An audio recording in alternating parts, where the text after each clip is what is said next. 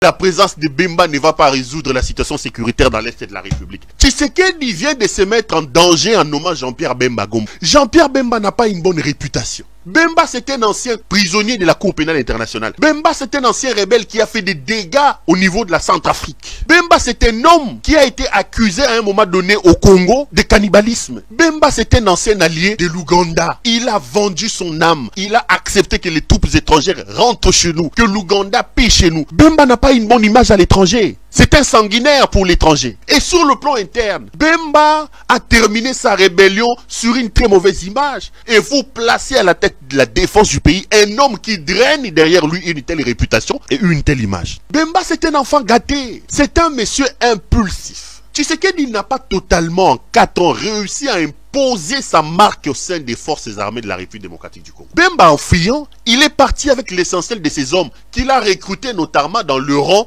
des ex-FAZ, forces armées zaïroises. En plaçant Jean-Pierre Bemba comme ministre de la Défense, Tshisekedi se donne le droit de créer un désordre au sein de l'armée. Des frustrations vont s'élever au niveau de l'armée. Pourquoi? Parce que tous les militaires, ex-FAZ, les rares qui restent encore au sein de cette armée-là, vont dire Jean-Pierre Bemba est arrivé, c'est aussi notre moment. Parce que Tshisekedi croit qu'en mettant Jean-Pierre Bemba comme ministre de la Défense, il a mis un guerrier qui connaît la situation. Non! Il a mis un enfant gâté, qui est impulsif, qui a encore des ramifications, des soubresauts de certains de ces éléments encore dans l'armée, et la plupart sont au Congo-Brazza et ailleurs. Bemba, redevable à tous ces hommes qui ont sacrifié leur famille, qui ont sacrifié leur vie pour certains pour lui, sera peut-être dans l'obligation de les réintégrer. Comme celui qui manipule l'armée aujourd'hui comme ministre de la Défense, il va aussi tenter de positionner ces hommes à lui. Il y aura un triangle mortel au sein de l'armée. D'un côté, vous avez certains frustrés des Kabila qui sont restés, de l'autre, les gens qui n'ont pas été formés que Tshisekedi a lancé à l'intérieur de cette armée, et vous avez des ex-FAZ et certains éléments reconnaissables à Jean-Pierre Bemba que Jean-Pierre Bemba voudra opposer.